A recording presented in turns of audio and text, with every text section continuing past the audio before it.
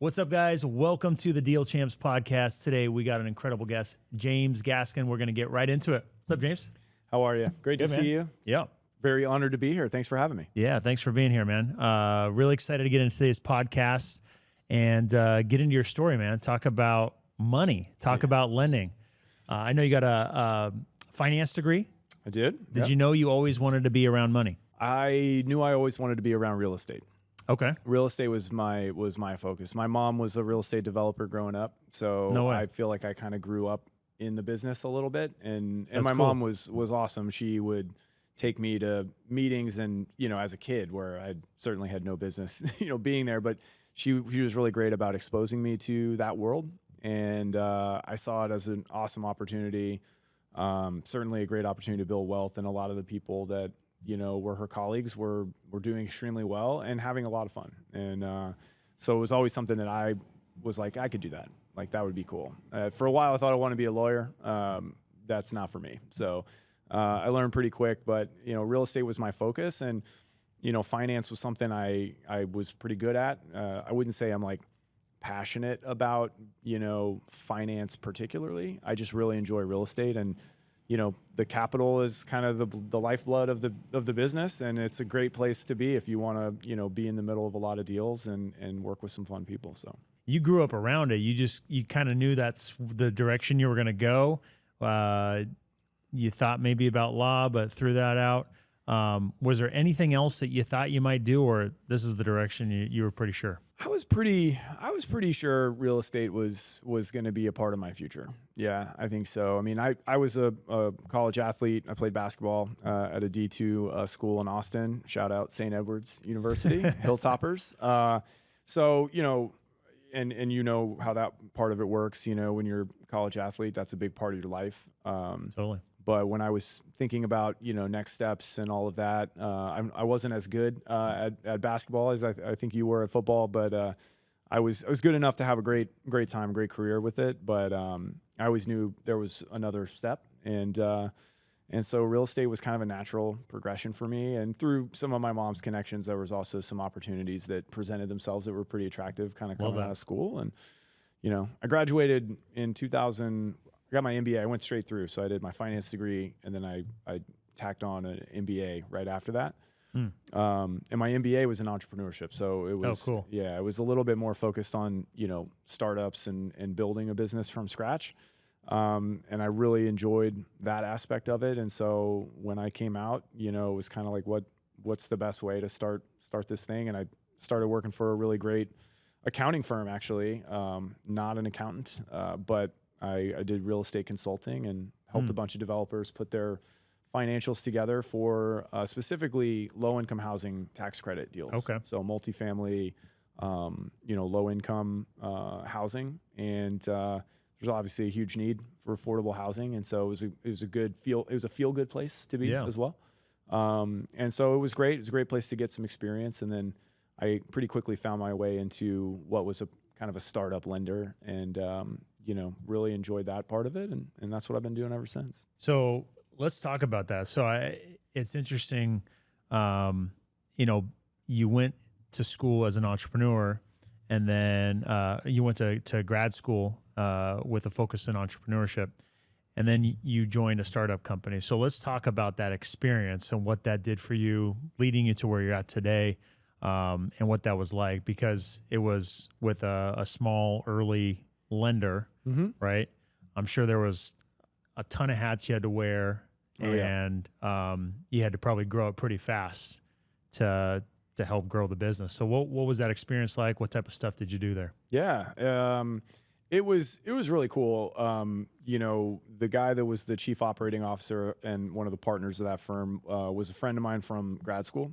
Awesome guy, super sharp, kind of a serial entrepreneur. And he was always somebody I kind of looked up to. He's a few years older than me. Always somebody I looked up to. And, I was in real estate, kind of doing more real estate sales stuff, selling investment properties that we were buying, bulk from banks out of foreclosure. And so that was interesting. Post 2008, there was a lot of foreclosures and a lot of inventory to work through. So that was cool, but I knew it wasn't like the thing I was going to do. And so I sat down with him, and he kind of explained what they were doing on the lending side. And I was like, oh, that's pretty cool. It sounds really interesting. And it was a very small company, like 5 people, maybe 5 or 6. And so I thought it was really neat, and I saw the potential of that business. It felt like it was kind of just at the ground floor. And so I took a big leap of faith. I got paid very little money to do it. I took a major pay cut to go there, but it was very interesting to me. So I was interested in that journey, and jumping in, I really focused on the the raising capital side. So, we had the loan officers that were out finding deals. We had a couple of those guys, and then, we had to raise the money, right? And we were doing it, kind of old school compared to what the business is today. Private lending has really changed in the last 5 to 10 years. And so it was the old school way of doing it. We raised money, a couple $100,000 at a time from individual kind of high net worth investors. Mostly retirees that had big, retirement accounts and things that they were trying to do and diversify. And so I kind of jumped in, and man, it was kind of wild. Like, talk about wearing a lot of hats. Like, we were running a model that would not work today, and certainly we tested it, and at scale, it doesn't work very well. Which is why I'm not there anymore. But we would find a loan. And then, coming out of 2008, a lot of people had lost money in these private funds, right? They didn't have a lot of visibility. They were trusting the managers to make good investments. And to the extent those were backed by real estate, post 08, there was, some challenges. So a lot of people had big trust issues about putting money into a blind fund that they didn't have control over. So we sort of created a business that eliminated that trust factor, where we would present opportunities, and they would decide which houses they were going to put their money into. So we were literally giving them the option where they want to put their money. Now, the downside is there's very little diversification unless you have a ton of capital to put to work. But the upside is they knew exactly what they were getting into. We provided, I would put together, myself or later on my team would put together a memo that would have all the information about the sponsor, the deal, where it was, what they were going to do to it. And you could get, these investors to get comfortable with an asset. And what they loved about it is it was so tangible. It wasn't a fund that had all these assets that they couldn't see. They had an address, and on the weekends, these guys would drive by and look at it, and take their friends by, and they love to show that stuff off. And so it was really neat. But man, we'd have a deal, and the origination team would call me and say, hey, we've got a loan that needs to fund in the next 2 weeks.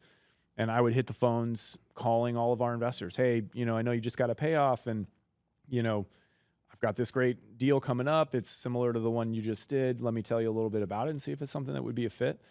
And I would make those phone calls, and I would piece together, if we needed $500,000, it might take me 5 investors to put $100K each, or maybe somebody takes the whole thing or whatever. So we were just constantly like piecing these deals together, which is fine when you're doing a handful of deals a month. Yeah. When you're doing 30, 40, it's not really manageable at that point. Scalable. Yeah, it's kind of like when I go to raise money for a deal. If I'm going to a private money lender, I got my phone here I go to, and I start calling down the list, and I'll surely put the money together and put the deal together. But to do that at scale for a company, that's tough. It was hard. But it was great experience for me.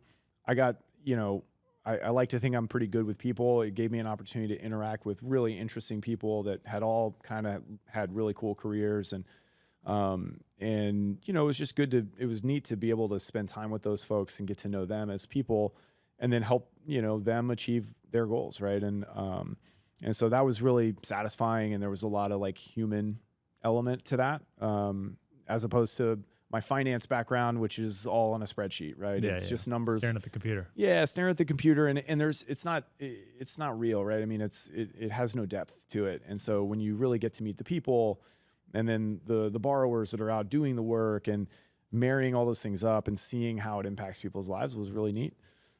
So I enjoyed it quite a bit. But the business grew really fast. The demand for what we were doing was extremely high. We were doing it exclusively in Texas, and Texas is a pretty easy state to lend. It's easy to get the property back if the borrower defaults on an investment loan. And it was just a good time to be in that business. And we grew really quickly, but it did start to stress that system that I was just referencing, right? Like it became very difficult, especially when you get draws, right? Like, the borrower needs 30 grand. I'd have to go find 30 grand, from somebody. Sure. And when you're trying to do that and the borrower, every day, and how this works, every day is very important. You want to pay your staff, pay your subs and your team. That time pressure gets real, and it was challenging. And that's ultimately kind of what led me to Renovo. Is that we kind of hit a point where it wasn't really feasible to do that anymore without breaking something.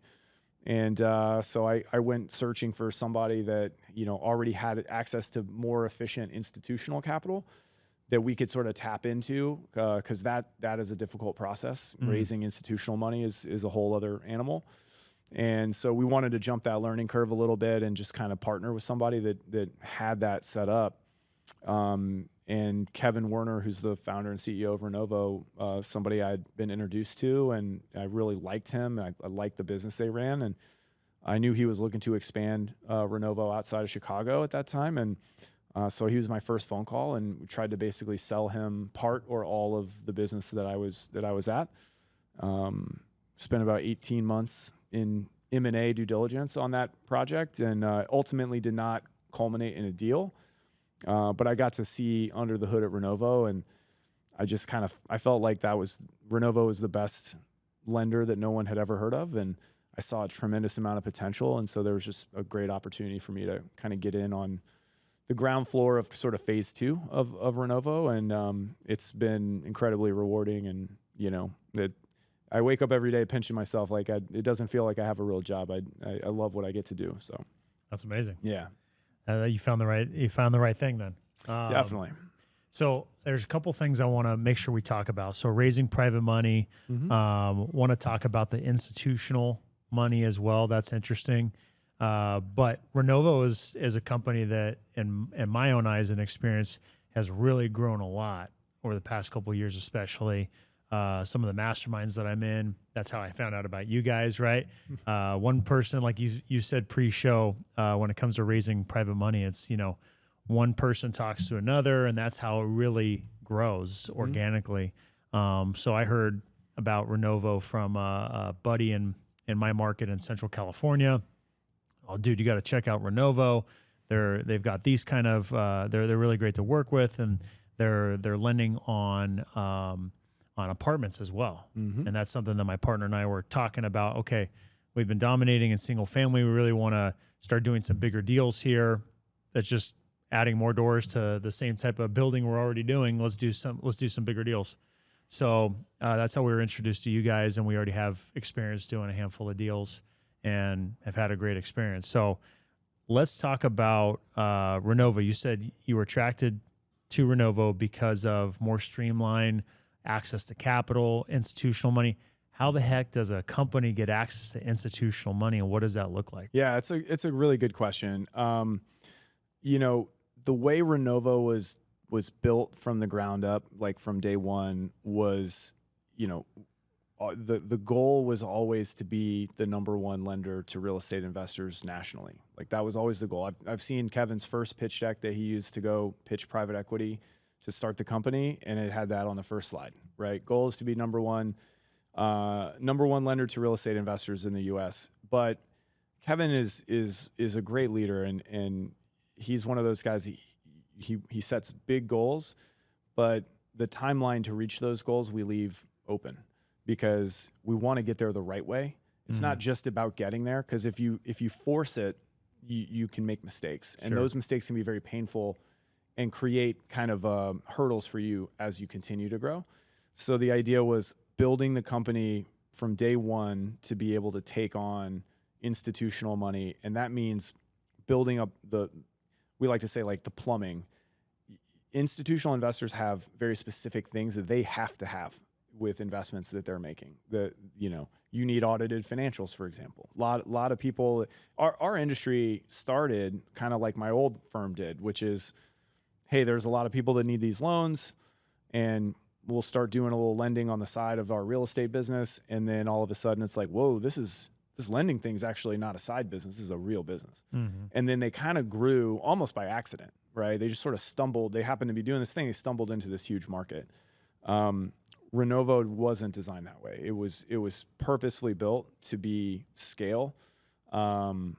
But we kind of were willing to take as much time as necessary. So we spent 8 years incubating the business just in Chicago. So for the first 8.5 years of Renovo's existence, we only lent in Chicagoland. That was it.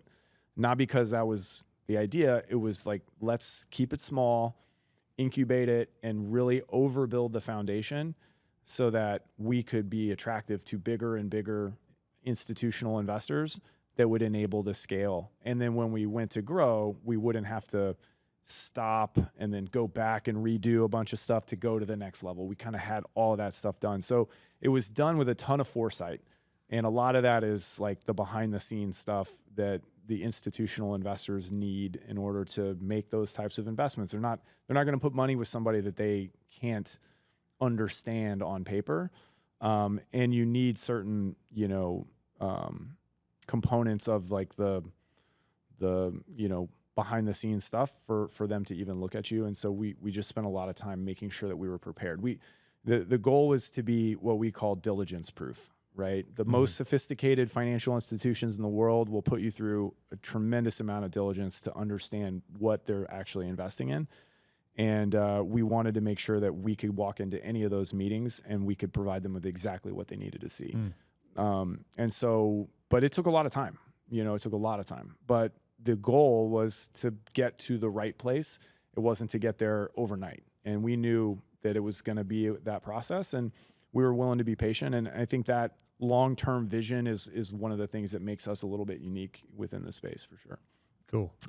But yeah, we get our money from big institutional allocators, big asset managers. They're managing capital for, insurance companies, sovereign wealth funds, pension funds, a lot of different investors. And what's cool about that for us is that they have tons of different vehicles, investment vehicles that they are putting capital into or deploying capital from.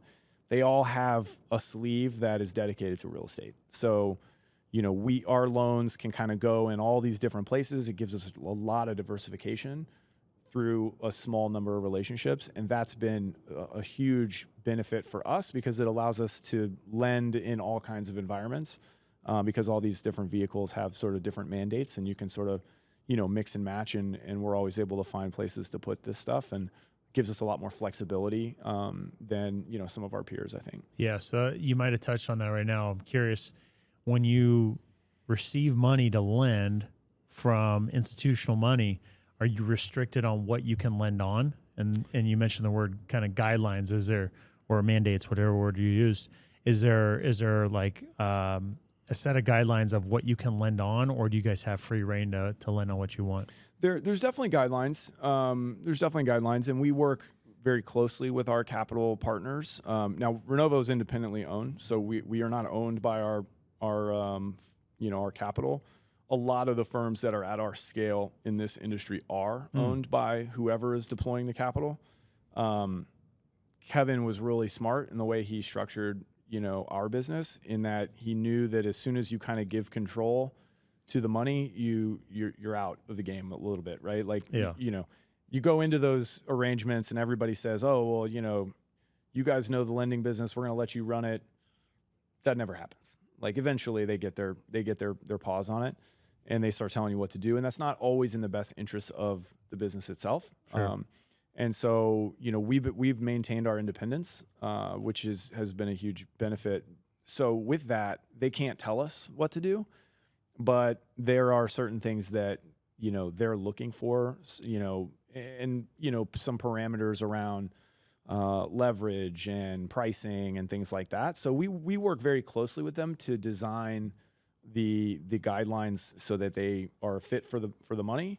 but also are a fit for the customer. Because at the end of the day, if it's not a fit for the customer, you're not going to do many loans. Yeah. And so we're very fortunate that our partners really do look to us as the experts. And so they take our advice very seriously. And, we collaborate in a very healthy way, I think, to come to the right answer. And that's kind of the way we've done it all along. So there's a push and pull there. But there's definitely some parameters that we have to work within, because, all these different vehicles have mandates and we can't have over a certain amount of loan to cost in these buckets, or, different products and things like that. But, we've been able to kind of work hand in hand to craft those so that they both meet the reality on the ground and, are able to have the most, optionality in terms of exit where they can put that loan. Cause that's a big part of it. You can create bespoke loan products that are way outside of the market, but there's not a lot of money that is set up for that. So then you have very few outlets, and that can be problematic if you hit bumps in the road. So, you want as many options in terms of places you can put those loans as you can. And so that's always the balance we're trying to strike. So let's talk about, lending has grown exponentially from a business standpoint. Lots of lenders. I get cold calls like every other day. People wanting to lend me their money, and they've got the next best thing, and they'll do negative DSCR loans and all these different types of things, right? So in this world of competitiveness right now, and there being a lot of capital out there available in the market, how does Renovo stay, creative and competitive in a market like this? That's a really good question. It's a very interesting time in our space. There's a bit of a disconnect, I think, between the capital markets side of the equation. There's a tremendous amount of demand for the assets that we produce. Private credit as an asset class, which, private lending to real estate investors is a small piece of the larger asset class of private credit. Private credit has proven to be a really great place for investors to get yield. And so, but Wall Street's a follower market. So, somebody has to go and do the work at that level to understand the industry and the space and know the risks and to be able to confidently deploy significant amounts of capital. But once one firm does it, everybody else sort of piles in, right? If Goldman figured it out, then there's something real there. And so people kind of piggyback on each other's research a little. And what's happened is over the last 5 to 7 years, institutional investors have really gotten to understand this space really well. Back then, when I first started in this industry, institutional investors were very few and far between in our world. And the reason is that we do small assets, right? Our loans are $500,000, maybe $1 million a piece. If you're an asset manager and you're trying to deploy $10-20 billion, you don't want to have to break it up to small little chunks like that, because then you've got to understand so many different assets and all the risks, right? So they'd rather put $100 million in a hotel than have to break that up into a bunch of small loans, right? So for a long time, there just wasn't any willingness or desire to understand what we do, because it was considered too small. As those bigger, chunkier opportunities got more and more difficult to find, or more and more competitive, they eventually worked their way down to what we do. And now you have a lot of institutional investors that understand this, and they're all trying to pile money into what we're doing. So it's a very popular trade. And that means there's a lot of money seeking deals, but the reality on the ground is that there's not as many great deals today as there were, 5 years ago, or, we can pick a time frame, but it's tough on the street. It's not easy to find the ones that make sense in a higher interest rate environment. We've got softening prices. There's a lot of risk, and you really need to know what you're doing. And the people that do know what they're doing will do very well. But that's not everybody. And when you have all this money that's looking for a home, the lenders, some of them are smaller shops, more regional, and no knock on them, right? But they're not as scaled. They're not as sophisticated necessarily. Now those shops have always been in a spot where like they've never had enough money, and now they have more money than they can put out, Right. and they're aggressively doing so. And that's where you're seeing weird loan terms. Like right now, 100% financing, right? 100% loan to cost has kind of become like table stakes for the best investors. That's not how it's supposed to work. Like, most of the time when you buy your own home, the bank doesn't give you 100% of the loan amount, right? And if they do, they charge you for it.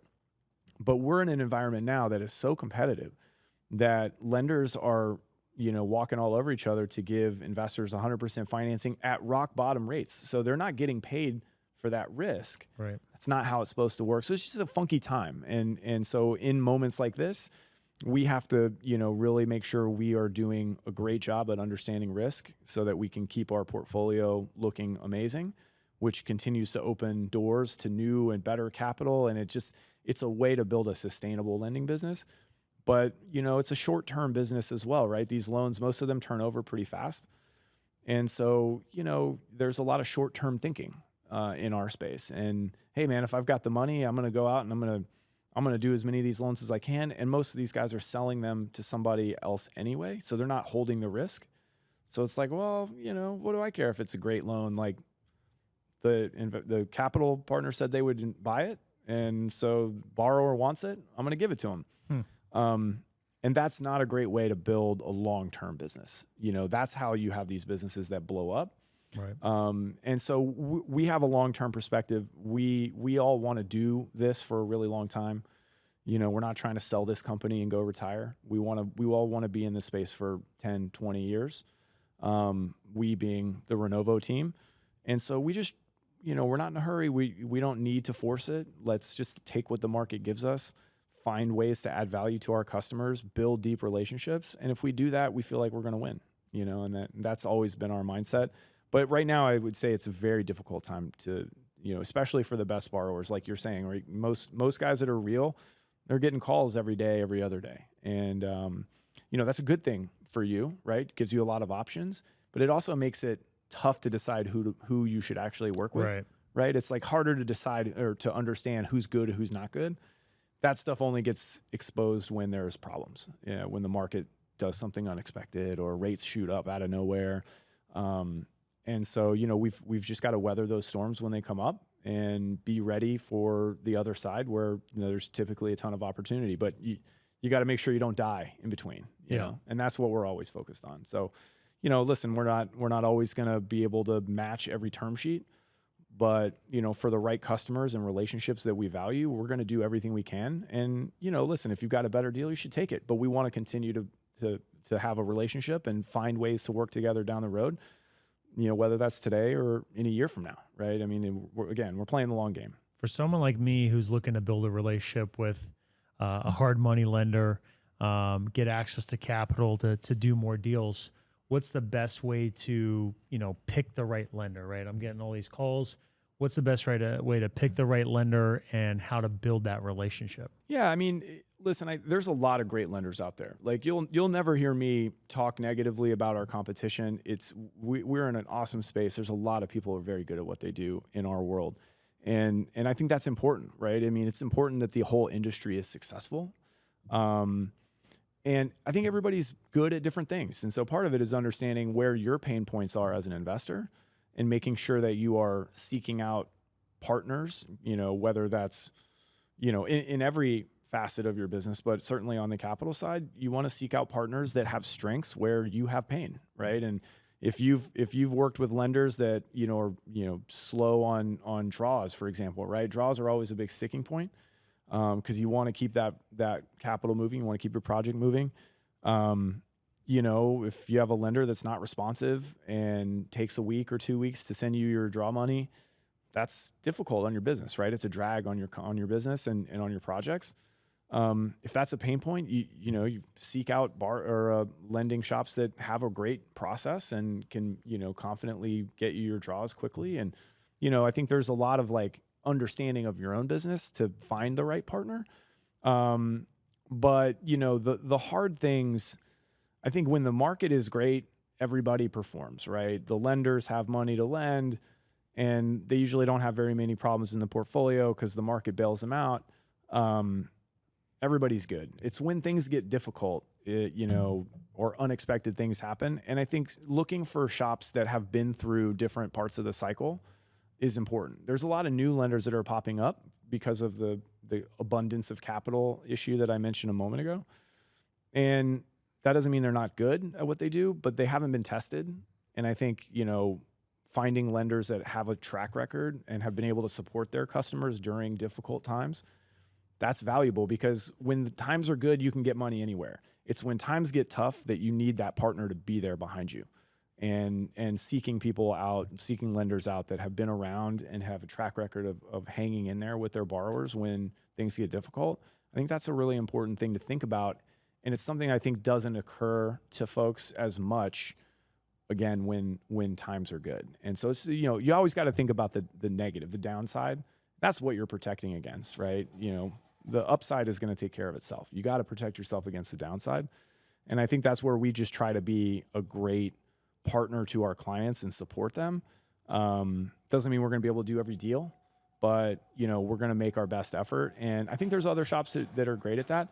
And then there are some shops where, listen, they're very low touch. We're a very high touch lender. We want to engage with our clients. We communicate a lot, setting expectations, and you work directly with the same people over and over so that you build that relationship. Not everybody wants that. And there are lenders out there, you don't have to talk to a person ever if you don't want. Submit all your deals online, submit your draws online. That can be a great solution as well, right? If that's the kind of business that you run, or that, I think, so it's just kind of understanding who you are and what works for you. And there's enough out there that you're going to find somebody that can be a fit. But I still think it makes sense to have several, because things change quickly, and we're all getting our money from somewhere else. If something happens in their world that has nothing to do with your deal, it could impact, your lender's ability to fund your next project. So just having backups and having those relationships established when you don't need them is the best way to make sure they're there when you do need them. You don't want to have to go scramble when things hit the fan, because that's a bit of an uphill process. But getting those relationships started early is always a good thing. So that's one thing I've liked about Renovo and the deals that we've done together is, like you said, you've got that personal relationship. You're able to work directly with the person. You can text them. You don't have to go through a whole system. And I've worked with other companies where, you might talk with 10 different people on the deal, and they're all having to kind of get caught up to speed the next time they get on the file and work on it. So, you can definitely get a different experience. So looking at, someone like me who is trying to find the best terms, the best type of deal, right? How can you make that lender want to give those terms to you, right? Mm-hmm. You talked about the 100% financing, close tomorrow, close as fast as possible type of scenario. Is that even feasible? Are those expectations that can be met at times? How do you build a relationship with a lender to make those type of things happen? Yeah, well, it's a great question. And I think, you use the word relationship a few times. I think that's a big part of it. If you listen, we're all in this business to put out money. We're not here to say no, right? We want to fund loans, and, but we need to make sure we fund the right loans. And it's hard to tell, just like it's hard to tell for an investor, who's the best lender to work with without actually working with them. It's hard to tell with borrowers too, right? Until you get a track record, you can have a track record of doing the business, but it's very helpful if you want the best terms and you want the tightest pricing, to build the relationship by doing some deals with the lender, getting to know them, letting them get to know you. The more loans we do with somebody, the more comfortable we can get pushing the boundary, right? The first loan is typically not the one where you want to ask for everything, right? Because it's just hard for us, even if we want to give it to you, it's just hard for us to understand what risk we're really taking. We're in the business of evaluating risk. And if we've never worked with somebody, it's going to be difficult for us to give them the rock bottom pricing, highest leverage loan. But once we get an opportunity to get to know each other, we get some deals done. We mutually agree that we're a good fit. It becomes a lot easier for us to lean in, right? And I think that's an important thing. But I think the heart of your question, how do you get the attention of these lenders, and how do you best present yourself to get the best terms? I think one thing that I see a lot is like, the best borrowers, they know their business, they know their deals extremely well, and they have, you need to have all of this stuff ready to go. Like when we're onboarding a new client, like we want to know, what's your schedule of REO, right? What do you own? What's your track record? How have those deals worked out?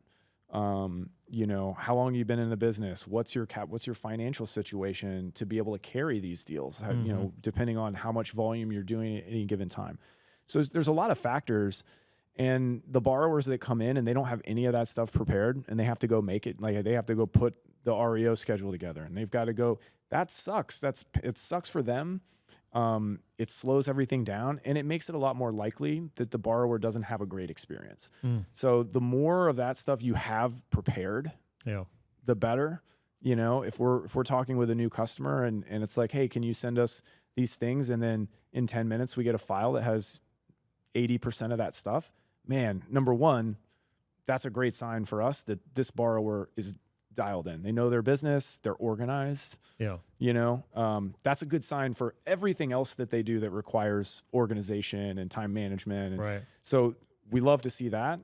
And then I think really understanding your deal and being able to speak intelligently and in depth about exactly what you're thinking, right? Like, hey, I see that I've got this house under contract. Here's what I want to do with it. Here's my vision. Got to be able to articulate that vision. And one thing we see a lot is borrowers that come in with, hey, we need a scope of work and a budget for the improvements you're gonna make. When we get a budget that's like 3 lines, that's a problem. Like, you need to know all of the stuff that you're gonna do. And if you're working with a GC, like, they need to provide you with a detailed scope of work where we can see everything that's happening to this property. If we just get a couple of budget line items that encompass dozens and dozens of things within them, and there's no detail broken out, it's hard for us to understand what exactly is going on. And if we can't understand specifically what's happening, it's going to be hard for us to extend the best terms, because there's unknowns in there, and those unknowns are risk.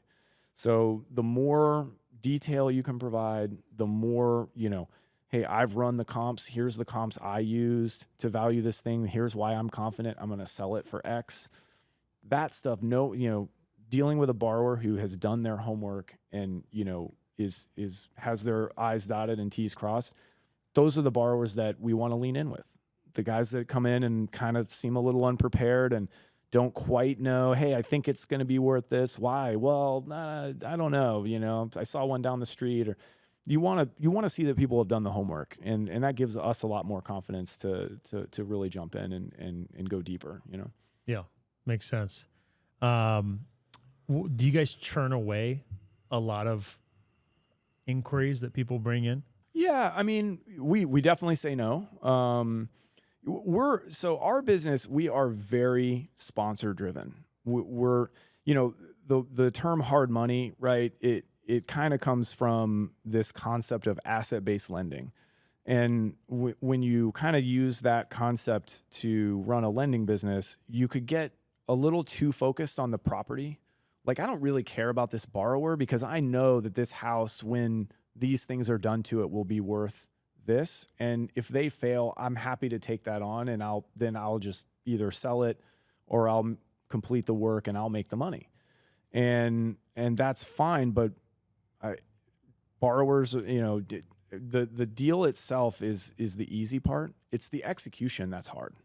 And so you could take the same exact property and you could put someone like yourself in it with a ton of experience, and you're going to crush it. You could put somebody who's never done one of these things before in that same exact situation, and they may fail miserably, right? True. It's execution risk is what we really care about. Of course, we need to understand the asset, but that's only one piece. And so I think we try to really focus on the right customers that have needs that we can fill. And so when a borrower comes in and especially if they appear to be very transactional, there's people out there that they just have to get the best deal no matter what. It's the most important thing. And if that's the most important thing to you, then we're probably not a great fit, because we're not always going to be the lowest. We're not always going to be the highest leverage. For the right customer, we are willing to lean in, and we can probably get there. And sometimes we are the lowest. It just depends on the situation and the time, but we're much more sponsor driven. So when a sponsor shows up that we don't think is a great fit for us, then we're happy to say no to that, because there's so many other lenders that could be a great fit. We don't have to force everything. It's about finding the right customers that have a need we can fill and we can bring value to. And if we do that right and we execute for them and we give them a great experience and a competitive product, then we hope that we would earn another deal. And we are not here to be a transactional lender. There's other shops out there that are more than happy to just take the transactions. They don't care about a relationship. That's just not how we work. And so borrowers that don't have that value, don't value the relationship either, that's probably just not a good fit for us. And we're probably all better off for not wasting one another's time on that. So yeah, we definitely turn folks down, and we're not always the best fit for a brand new borrower. Typically we like to work with folks that have had some experience. It doesn't have to be a ton, but having done one or two deals before is very important. You learn a lot of lessons in those first couple deals. And so we're just we're not set up to educate borrowers as much as we are to take people who have a business and help them grow. Yeah. And so we just try to select the customers that we think we can be valuable for, and hopefully we're able to have a long relationship with them and help them do lots of things. But that's kind of how we look at it. So, there are definitely times where we talk to folks that we just don't think are a fit, and, it's okay. We don't have to make everything work. It's a big world. There's a lot of deals. We just try to be there for our clients, the ones that are the right fit. And if we can support them, then we feel like we can all be successful. That's what we're about. Makes sense. Want to go back to private money lending. When you were getting started, right, early in your career, you were working for that smaller shop, and pre-show you mentioned you probably raised about $150 million with your time there, right? So wanted to just kind of get into that a little bit and uncover, what did that look like, right? You were working with a lot of money, a lot of different people. How did you find them? What did those conversations look like? How did you grow that side of the business? That was a really interesting time. There's a couple of things we did. Number one, we were affiliated with a guy that was a financial advisor. He primarily sold like insurance and annuity products, so he wasn't like a broker. But he had a lot of clients that were investing through him, and he was then able to sort of offer this private real estate strategy that a lot of other advisors didn't have. And so it gave him a really nice marketing edge, and it gave his clients the ability to diversify into real estate assets. And so we had a nice pipeline of people that were coming through that were interested in learning about what we were doing on the private lending side. So that was the main way that we got in front of the investors. But what I think we got really good at was the maintenance and management of that group of people. I ran the investor relations team, and it is so important when you're taking money from people, especially even these high net worth investors. It's not like they had $100 million in the bank. Like the money they were investing with us was a meaningful amount of money to them. It wasn't a chump change, right? You have to take that very seriously. We're taking custody of someone's hard earned life savings. Like, we have to treat it appropriately. And these private deals, the reason that there are accredited investor laws that say that certain investors that have under a certain amount of net worth should not be in private deals like what we were doing. The reason is because there's very little transparency and visibility, because private deals are not subject to the same reporting requirements as public companies. You don't have as much information. If you want to raise a lot of money, giving people as much transparency and communication as possible is so important, because that's the foundation of trust that you build with that investor. And the best way to raise a lot of money is to do that really well, because then you remove excuses for your investors to not put more money with you, and to not go out and tell other people about what you're doing and help you raise money as well. And so we got really good at being very transparent, providing a lot of information and communication so that people always felt like they knew what was going on. As soon as an investor feels like they don't know what's going on, they start to spin up very dangerous stories in their head about it, right? Like the fear takes over, and you never want that to be the case. You always want to over communicate so that people feel like they know what's going on. And that's going to make them feel a lot more comfortable. And once they would get a payoff or two, man, they would come back with more money.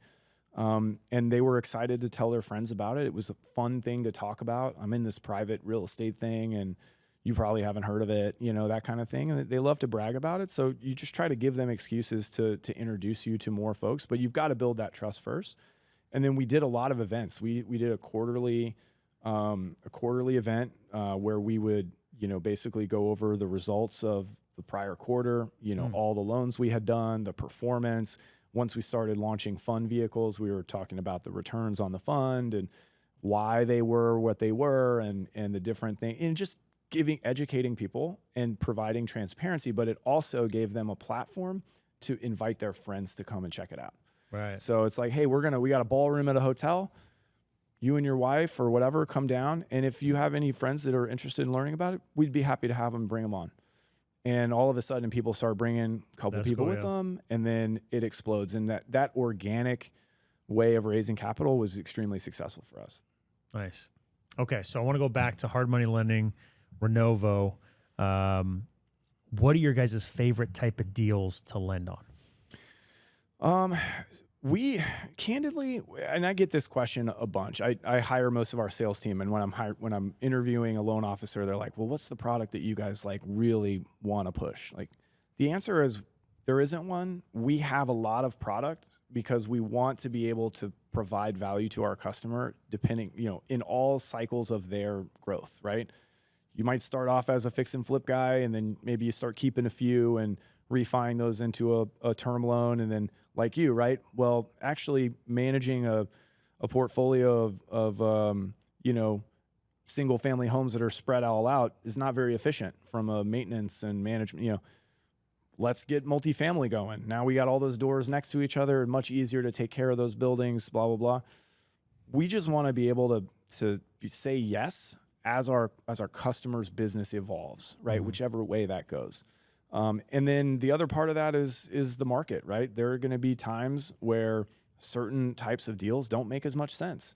So we don't want to be overly focused on that, and then it doesn't make sense anymore, and now we don't have very much production. We want to be able to pivot to whatever is working in the market at that time, and what makes sense for our customers. So we don't have any product that we like overly focus on. We started primarily as a fix and flip lender. So that's like that's the basis of most private lending shops, is like that fix and flip 12-month loan, 6 to 12-month loan.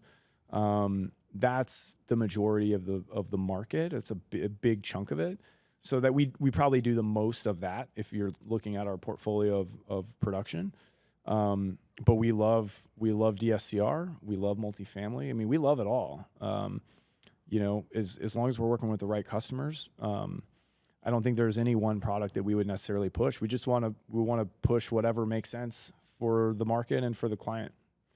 So I don't know if that answers your question, but a little bit. But yeah, I mean, that's pretty accurate. I don't think there's anything that we really like want more of. So what I'm curious about is if like you guys are seeing all this data, all these different all these different borrowers, right? Oh man, this is where the sweet spot is, right? This type of price point. This is what's going on in the market right now. Do you guys have, a certain pulse on that, or a feel of what's hot and most desirable right now, right? DSCR loans 3 years ago, you couldn't probably deal with the demand. There was so much of it. The cost of capital was so low. I refinanced everything I possibly could. And times couldn't be better for that type of product. Might be a little bit slower now, and So what's your sense of the market right now from your perspective as the lender of what's hot, right? It might be a certain market, or it might be a certain region, or it might be a price point. What are you kind of feeling right now? Yeah, well, as you know, real estate is hyper local. Yeah. So the answer is going to depend on where you're at. But obviously, some of the headwinds, especially on DSCR, taxes and insurance are up in a lot of markets, and then rates are up. So that really starts to cut into your ability to service the debt and cash flow those assets. Yeah. So there are a lot of markets, Texas, Florida, where it's a lot harder because those headwinds are pretty strong, especially taxes and insurance. Yeah. But in terms of what's working, listen, we all know real estate prices spiked after COVID. They haven't really come down meaningfully. They're definitely softening in a lot of places, and that story seems to be, pretty consistent over the last year or so. Well, certainly the last handful of months, it's gotten into more markets, and rates remain high. Taxes and insurance are high, as we mentioned. So I think the middle of the road price points are the ones that are doing the best. And in San Diego, where we sit, middle of the road price point is a lot different than it is in Tulsa, Oklahoma, or Dallas, or something like that. But I think that the assets that are the easiest for us to do are the ones that are hitting that kind of middle price point where a lot of people can afford it. So the biggest universe of buyers, that's kind of what we see being the most attractive. Those are also the deals that are the most competitive, right? As a lender, every lender wants that loan. So you're going to get good pricing and good leverage on those deals, right? From your perspective, that's a good place to be. They can be hard to find though. And so you got to have a machine that can locate them and an operation that can execute those projects. But, we love that.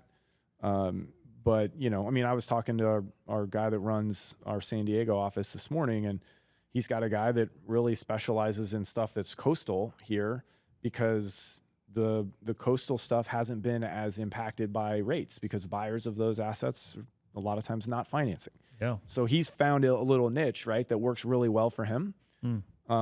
But, when you're selling, these things are selling for $2-3 million a piece, like, it's a capital intensive business. You're taking a lot of risk. So, it's just, but I think the middle price points, anytime you get into the really luxury stuff, you're going to have a smaller universe of buyers, and that equates to more potential risk if the environment changes in the 6 to 12 months that you have to get this thing ready to sell. And so we just try to be really thoughtful about those deals and work with customers that have a really strong business plan, a good method of finding those assets, track record of selling them, for what they thought they would sell them for. And, that's where we start to, be a little bit more discerning, if you will. But stuff that's right down the middle, that's, in that kind of sweet spot for, in a lot of markets, it's, call it 350 to 750. Those things fly off the market if they're high quality and they're priced right. There's a lot of people that can afford that. Not as many people can afford a $5 million house on the beach. Yeah. So I think we just try to be thoughtful there, but I think that's a pretty safe place to be. DSCR is definitely tough, admittedly, in a lot of markets. And so, they still work in certain cases for sure. But to your point, when rates were lower, man, it was open season on buying rentals. Not as nearly as much that way today. No, so you're kind of saying what I preach to my students and to others is, being at and below the median price point to me is what I lay my head down at night and sleep very comfortably.